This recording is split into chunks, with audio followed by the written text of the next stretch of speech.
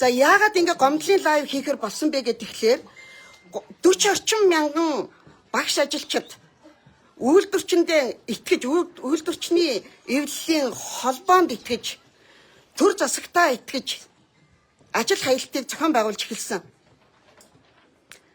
Хөдөө орон нутаг төдийгүй СОБ, ЕБС-с гадна коллежууд хүртэл нэгдсэн. Би энд ихтэй сургуулиуд хүртэл нэгдээсээ багшийн мэрэгчлэр суралцж байгаа оюутнууд хүртэл нэгдээсэй гэж хүсэж байна.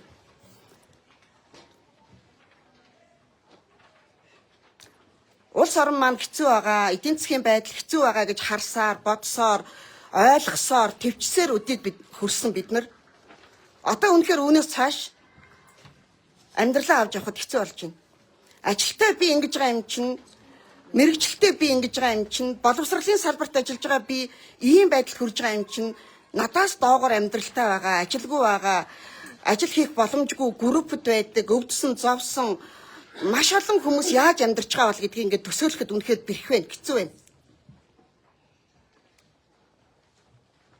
За инфляцтай уялдуулаад тэр өмнөх байгуулсан 3 жилийн хугацаатай хэлэлцээрийн одоо үр дүн хангалтгүй буюу огт биелэхгүй явснаас болоод энэ дээдчүүд хамаг сан, хамаг мөнгө, хамаг баялаг бүгдийг нь булаан залгиснаас болоод бид нар ийм байдал хүрчиж байгаа.